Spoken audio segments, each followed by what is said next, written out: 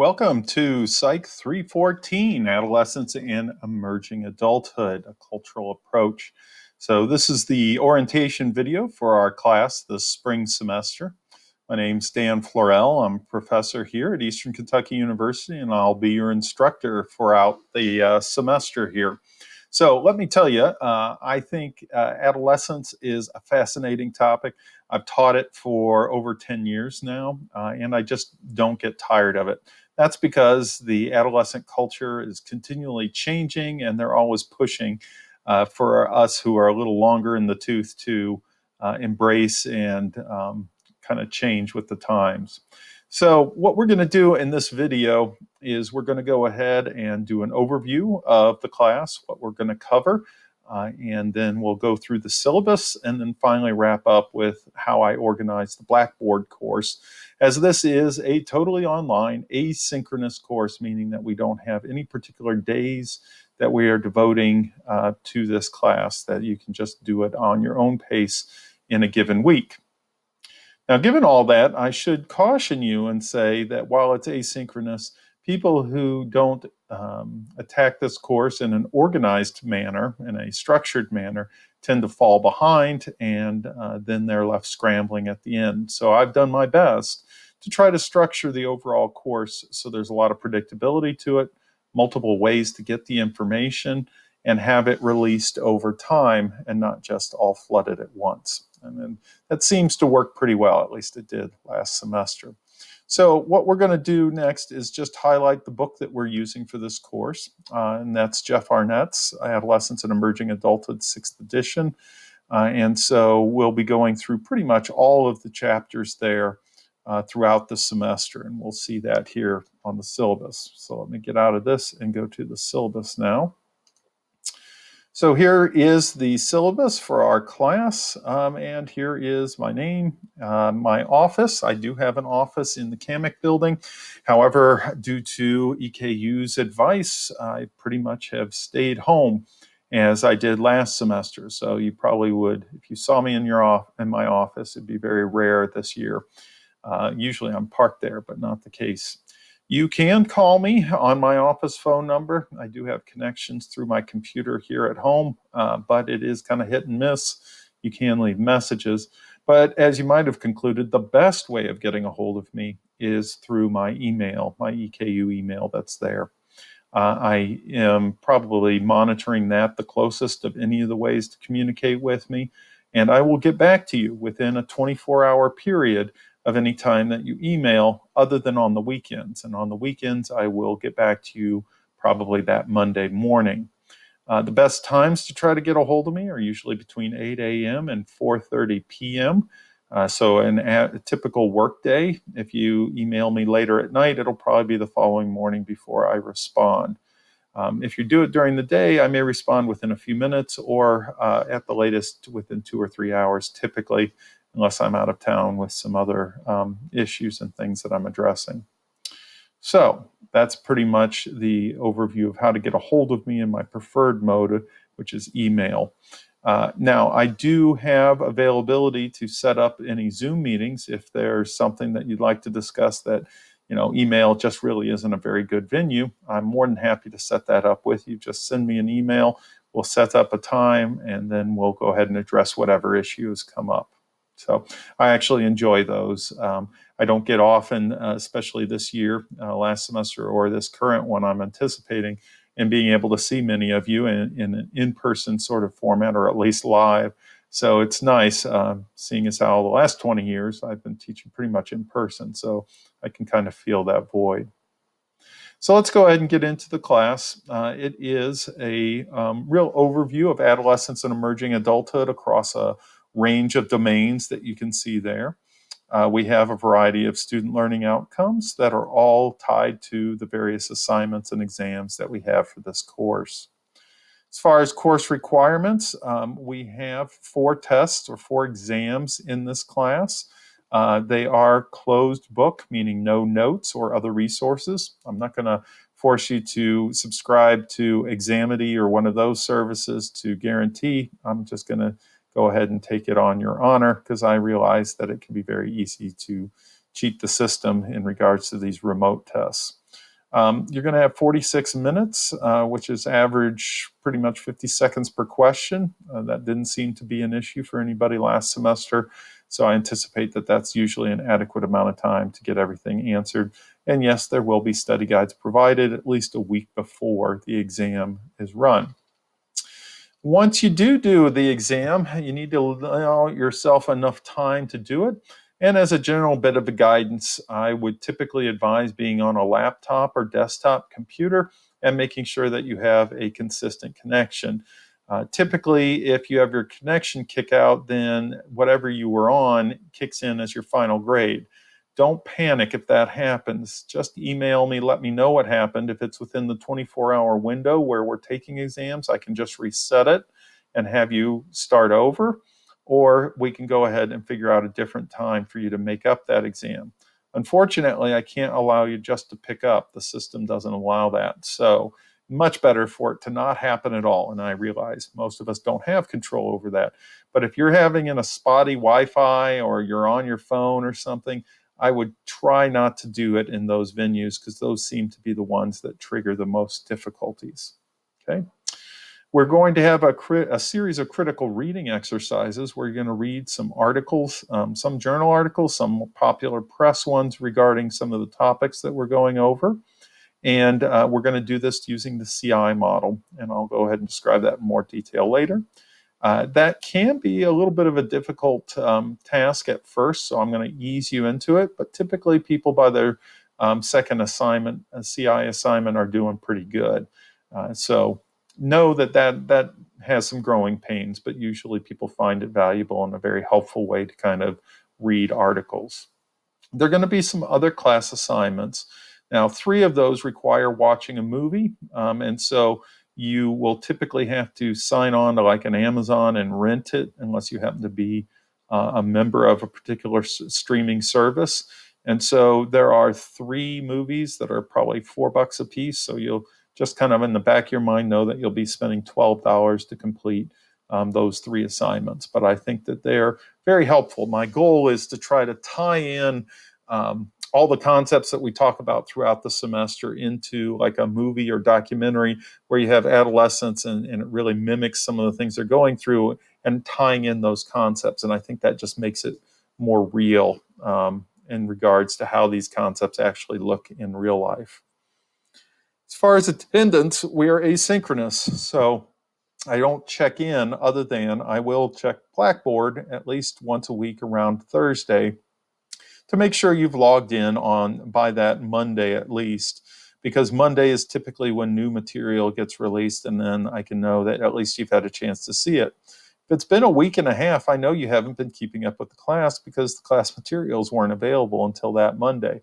So you might get a little follow-up email from me just wondering where you are and making sure everything's okay, because this class is certainly like a car that's driving, and if you get out and you stand for a while, it becomes very hard to go ahead and catch back up. So I want to make sure that you kind of stay in the car and stay up with the class.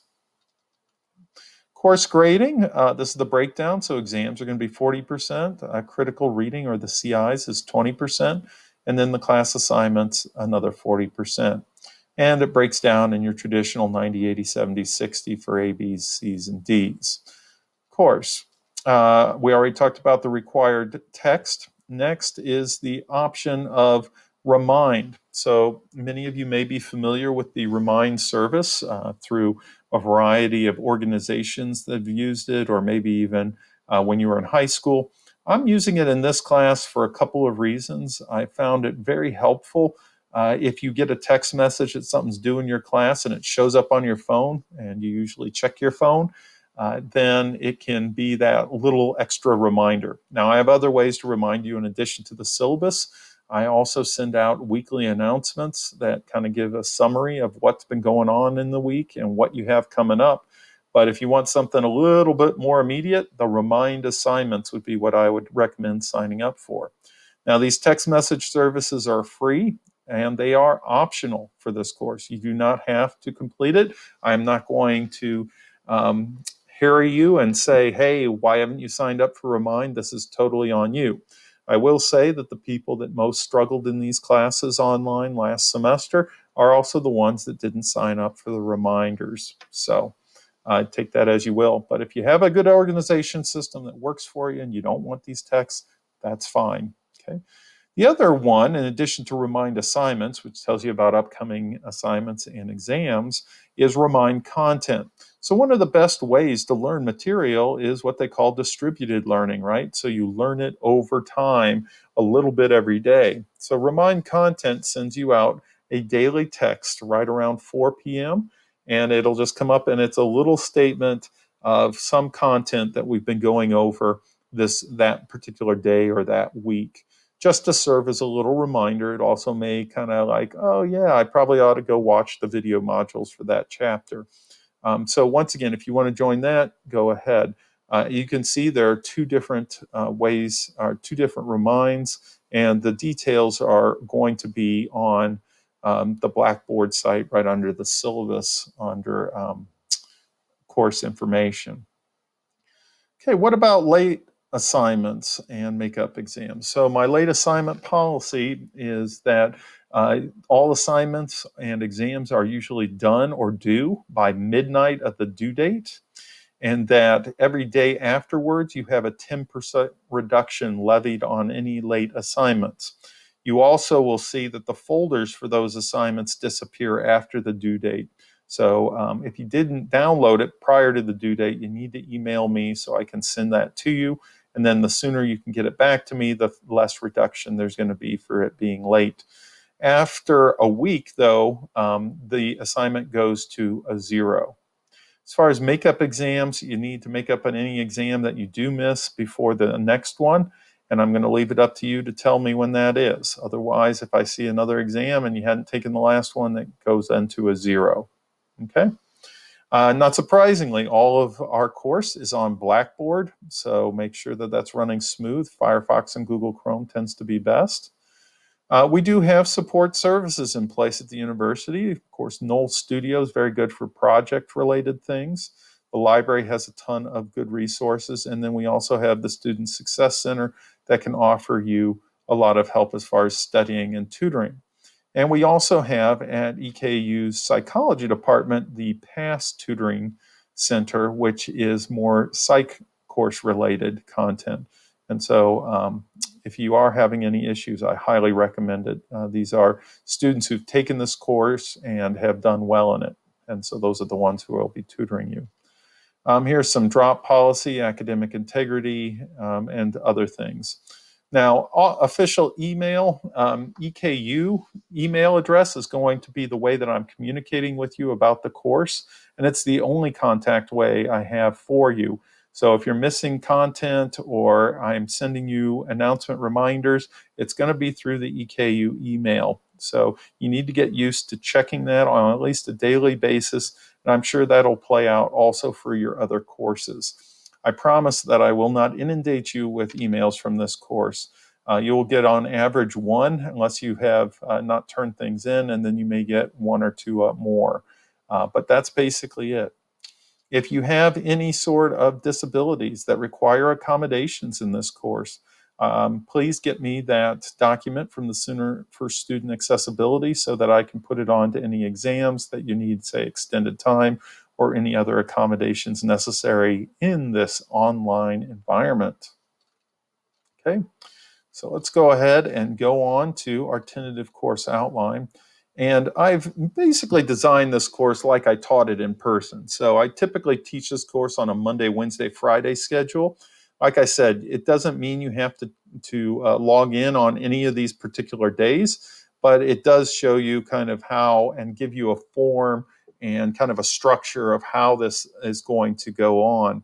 And so my recommendation would be use this, put it into your calendars, your smartphones, whatever you want, to know when things are coming due so that you're prepared. Like I said, I will do as much as I can on my end, but if another system works better for you, this would be the basis for it. And as you can see, we're going to cover from between 1.5 chapters per week, and we'll make kind of nice and steady progress. Each of the chapters has anywhere from 4 to up to 12 modules. The modules run basically from about 8 minutes to 15 minutes in length. They vary a little bit, but it ultimately comes out to be about 2 to 2.5 hours of lecture, which is what you would get in typically if we were in person in class.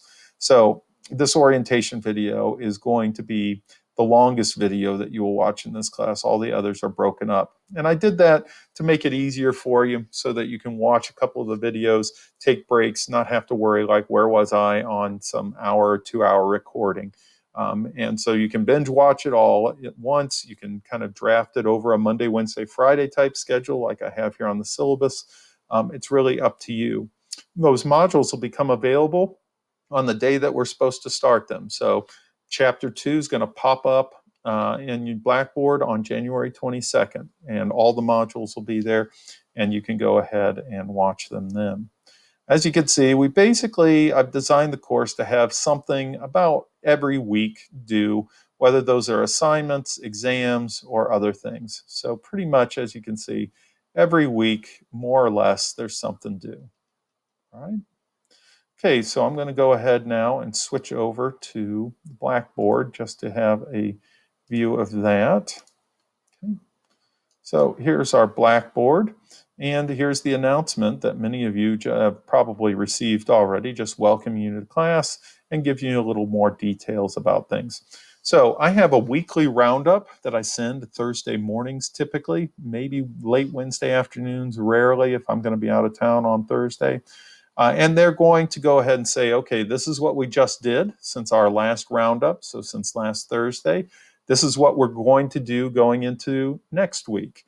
And so get in the habit of reading these weekly roundups. Believe me, they're not very long. They're about 2-3 paragraphs at most long, and they really give you all the details that you need to know about what's coming up. So I will post them in addition to having the email sent to you in the announcements section. And they will stay for a week until the next weekly roundup. That way the announcements aren't buried somewhere. You should be able to get to it right away. Okay, so that's our announcements. Under course information, what we see here is this is where you can get your syllabus at any point this semester. And then here are the instructions for the assignment instructions, remind, and the content. Okay, so remember, you don't have to sign up for either of those, but both can be helpful. Assignment's probably the most helpful, but the content is certainly, I think, gets you constantly exposed to the content. As far as the two most frequently used buttons you'll have in Blackboard for my course is course documents. So if you go ahead, and this is for Chapter 1, here are all the slides. The slides are PDF of the slides that you had seen in the video modules. In addition, it's in a handout format, so you can download those, print them off, and take old-fashioned notes from the videos if you'd like to, or you can do something else. In the video modules, you can see, you just click on it. I would recommend going in order, but the later ones, like 6 and 7, are towards the end of the chapter. Of course, the first one is the beginning of the chapter. They're all YouTube videos, so nobody's had any accessibility issues that I'm aware of. So just click on them, and you should be able to run right through them. I've also, since I've taught this course for so many years, I've recorded my lectures for probably 15 years now. And so the most recent lectures that I did in this particular course are here. And so if you don't want to necessarily watch a video, you can certainly go ahead and listen to the lectures. And it's kind of got more of that classroom flavor where I maybe provide a little more examples, expanded on some things based on student feedback than I do in the videos. So you can feel free to listen to that. Now, you don't have to do both, okay? It's going to go over the same material, the videos and the audio. The video is nice because you'll see me like here in the corner, and then you'll also see the slides and kind of have them advanced as I'm going along. That is a little harder to do when audio and just kind of holding up the slides. So, but that's going to be true of every single one of the lectures here. So that's course documents. As far as assignments, there's nothing here right now, but we will have an assignment very quickly.